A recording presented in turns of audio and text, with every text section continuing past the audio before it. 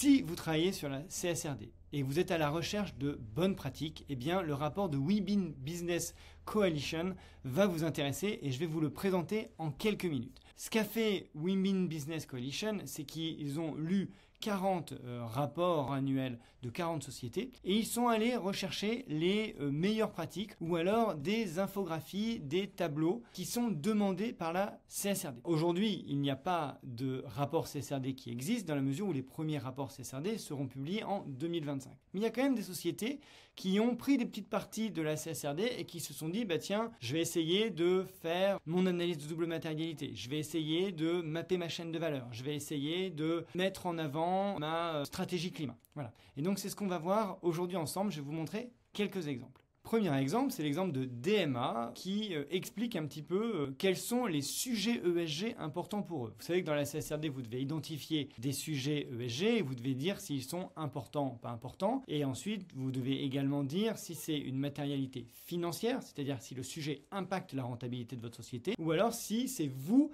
qui impactez le sujet. Donc là, par exemple, pour présenter ça, après avoir fait leur analyse, DMA dit, par exemple, ils n'ont aucun sujet ESG qui impacte seulement la matérialité financière. Ils ont 8 sujets dont la société les impacte. Donc par exemple, ils impactent l'eau, ils impactent le climat, ils impactent la biodiversité, ils impactent les droits humains, etc. Et puis ensuite, ils ont aussi 3 sujets qui, à la fois, ils impactent ce sujet, mais ils sont aussi impactés financièrement par ce sujet.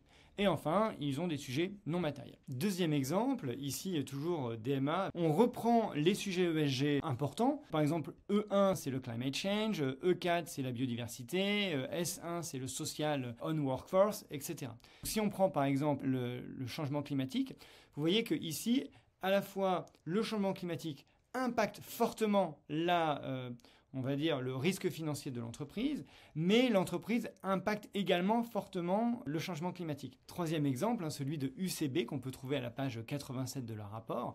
Là, ils ont fait 3 catégories, soit les sujets qui étaient à la fois une matérialité financière et une matérialité d'impact, ensuite que les sujets de matérialité financière et que les sujets de matérialité d'impact. C'est assez simple comme façon de présenter les choses, mais c'est aussi très clair. L'Amor présente les choses différemment. Donc là, ils ont mis les sujets ESG qu'ils avaient identifiés comme enjeux. Et ensuite, ils disent si pour chaque enjeu, ils sont matériels ou non matériels. Et ils font une différence entre la matérialité d'impact et la matérialité financière. Par exemple, tous les sujets listés ici ont une matérialité d'impact important, matériel. Et il y a quelques sujets non matériels. Ensuite, la CSRD vous demande aussi d'estimer si la matérialité est actuelle ou potentielle. Et donc, c'est ce qu'ils ont fait ici en disant si c'est un impact actuel ou si c'est un impact potentiel ou alors si c'est à la fois un impact actuel et potentiel. La CSRD vous demande de mapper votre chaîne de valeur. Et ce qu'a fait ici AkzoNobel, c'est qu'ils ont pris les ESRS, donc les enjeux ESG, et ils les ont déterminés où ils étaient sur la chaîne de valeur. Donc, par exemple, l'atténuation au changement climatique se retrouve sur toute la chaîne de valeur de AkzoNobel, à la fois de l'upstream, leurs propres opérations, et le downstream. A contrario, l'énergie, ils considèrent que c'est un problème que pour leurs propres opérations, pas pour l'upstream ni sur le downstream. Pareil sur les déchets. Par contre, tout ce qui est health and safety, c'est sur la totalité. Ce qu'a essayé de faire DMA, c'est qu'ils ont essayé de quantifier les impacts par enjeu. Regardez ce graphique. Il y a chaque enjeu ESG et ils ont essayé de représenter l'impact de chaque enjeu sur une échelle particulière. Donc là, je ne connais pas exactement l'échelle. Donc si vous faites ça, il faut vraiment expliquer pourquoi vous considérez que le climate change c'est 7, le water c'est 1 et que l'économie circulaire c'est 3. Là, je n'ai pas creusé la chose, mais si je vois un tableau comme ça, je voudrais vraiment essayer de comprendre qu'on ne vous accuse pas de greenwashing. Donc ils considèrent que le total de l'impact c'est 48 et que la gouvernance ça représente 4, le social 26 et l'environnement 18. Une autre chose particulièrement intéressante dans le rapport de DMA, c'est qu'ils ont expliqué un petit peu comment ils avaient interrogé leurs parties prenantes. Vous voyez, ils sont très transparents par rapport au nombre de personnes qu'ils ont interrogées dans leur staff, le nombre de personnes qu'ils ont interrogées à l'extérieur, donc toutes leurs parties prenantes. ils mettent exactement le nombre de chaque partie prenante. Donc, ils ne donnent pas les noms des parties prenantes, mais juste les thèmes. Et puis ensuite, les nombres de focus group qu'ils ont créés en interne. Je le disais tout à l'heure, la CSRD vous demande de mapper votre chaîne de valeur. C'est ce qu'a fait Ørsted ici. Et vous le voyez, ils ont tout au long de la chaîne de valeur mis un petit peu identifié où étaient les impacts positifs, les impacts négatifs et aussi les risques concernant la durabilité. Ce genre d'exemple est vraiment très visuel et ça permet vraiment au lecteur de comprendre toute la chaîne de valeur d'une entreprise, particulièrement si sa chaîne de valeur est compliquée. Si vous aimez cette vidéo, n'hésitez surtout pas à vous abonner à notre newsletter. On en envoie toutes les semaines sur des sujets ESG, sur la SFDR, la CSRD, la taxonomie, tout ce qui concerne la finance durable, on en parle dans ces vidéos. Je ne vais pas rentrer dans les détails, mais vous avez aussi une série de tableaux très intéressants sur le social et le droit au travail.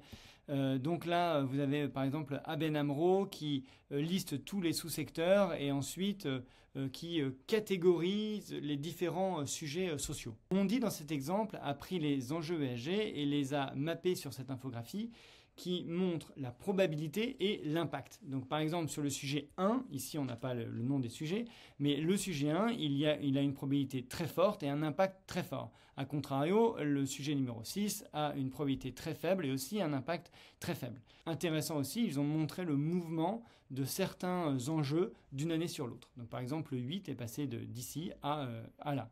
Donc l'impact a diminué, la probabilité également. Dans le document de Women Business Coalition, vous retrouverez aussi toute une série d'infographies sur les chaînes de valeur, le business model, les stratégies. Donc là, je ne vais pas toutes les présenter, mais ça peut vraiment vous donner des idées de présentation. Là, vous avez le cas de Trelleborg. Ici, vous avez le cas de BW Offshore. Et Yara, dans ce graphique, définit un petit peu sa stratégie dans une infographie. Vous avez aussi pas mal de tableaux qui vous montrent comment vous pouvez présenter vos émissions de gaz à effet de serre, scope 1, scope 2 et scope 3. Ici, vous avez par exemple Ørsted qui présente ses émissions en 2022, en 2023 et la différence entre les deux. Ce tableau est particulièrement intéressant. Škoda Auto montre ses émissions de gaz à effet de serre selon sa chaîne de valeur, entre la production, la préparation et l'utilisation des produits. Ce que Škoda Auto montre également, c'est sa baseline, où il était en 2018 et où il veut arriver en 2030 avec moins 40. Et tous les ans, ils montrent où ils en sont. Dans cet exemple, vous avez Ford qui est extrêmement transparent sur ses émissions de gaz à effet de serre et qui montre vraiment tous les postes de ses émissions de gaz à effet de serre en 2021, 2022, 2023. En ce qui concerne les droits humains, pour les évaluer, Ford envoie des questionnaires à ses parties prenantes. Et ce que vous voyez dans ce tableau, c'est les résultats des questionnaires année après année. Vous voyez les résultats sur différents sujets, le travail, la santé, l'environnement, l'éthique, etc. Quelque chose de plus classique, c'est l'exemple de Scan Global Logistique qui montre où ils étaient en 2021 en termes d'émissions de gaz à effet de serre, où ils veulent être en 2030 et quelles sont leurs stratégies pour y arriver. Ce qui serait particulièrement intéressant, c'est vraiment de voir où ils en sont par rapport à leurs objectifs. J'ai bien aimé aussi l'exemple d'AkzoNobel qui prend la thématique de l'eau et qui montre un petit peu à la fois l'utilisation de l'eau qui provient d'eau potable, d'eau souterraine, d'eau de surface et ensuite son utilisation. Est-ce qu'elle l'utilise dans les produits, dans autres ou alors dans les systèmes de refroidissement. Toujours dans la même idée et toujours AkzoNobel, ils ont pris les matières premières et ils les ont décomposées sur comment ils les utilisaient. Donc ils ont les matières premières, ensuite ils les traitent dans leurs opérations et ensuite il y en a 3300 qui va dans le produit, il y en a 12 qui sont recyclés et il y en a 63 qui sont rejetés. Dans les 63 rejetés, on voit qu'il y en a 29 qui sont réutilisés d'une certaine façon dans la chaîne de valeur et 34 qui ne sont pas réutilisés. Sur ces 34, il y en a 31 qui sont incinérés et ainsi de suite. Dans les choses que j'aime moins, il y a par exemple ce tableau. Ça paraît très beau, ça paraît assez intéressant. C'est beaucoup de sujets ESG, des KPI sur différents sujets ESG. Le problème avec ça, c'est qu'on a l'impression que c'est une liste à l'après-vert et moi je vous déconseille de faire ça parce que ça fait très greenwashing.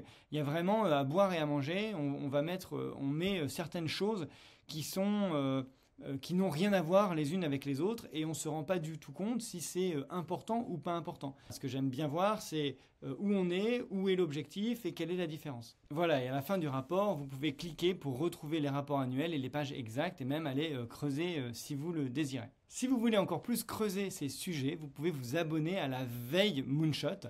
N'hésitez pas à m'envoyer un email pour en savoir plus. On vous envoie plusieurs vidéos et on fait aussi un call par mois sur le sujet de votre choix, le sujet sur lequel vous êtes en train de travailler et on essaie de vous guider, de vous dire ce que font les autres, de vous donner les meilleures pratiques, etc. N'hésitez surtout pas à me contacter. Si vous voulez retrouver ce document, il vous suffit simplement de taper sur Internet Women Business Coalition, de taper Early Adopters CSRD Reporting et vous pouvez le télécharger. J'espère que ça vous a plu et je vous dis à très bientôt.